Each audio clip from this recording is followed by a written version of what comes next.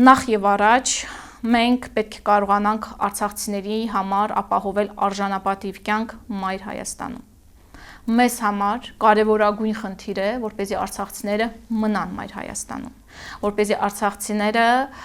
հավաքական կերպով մնան մայր Հայաստանում, որովհետև այդպիսով մենք ավելի ուժեղ դիրքեր ենք ունենում Արցախի նկատմամբ մեր պահանջատիրության։ Իհարկե մենք կարող ենք շատ ցավել, շատ լացել, հուզվել պայմանական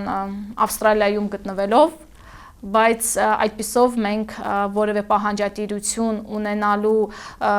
իրավունքը որոշակիորեն թուլանում է։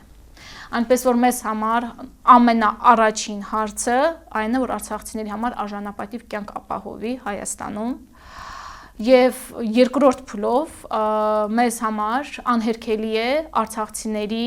Արցախ վերադարձի իրավունքի ճանաչումը։ Իր հայրենիքում ապրելու իրավունքը համամարտկային իրավունք է, ամրապնդված բազմաթիվ միջազգային կոնվենցիաներով եւ օրենքներով, նորմերով, այնպես որ առնվազն պետք է հասկանանք, արդյոք արցախցիները հիմա այդ համամարտկային օրենքից օգտվելու իրավունք ունեն, թե չէ։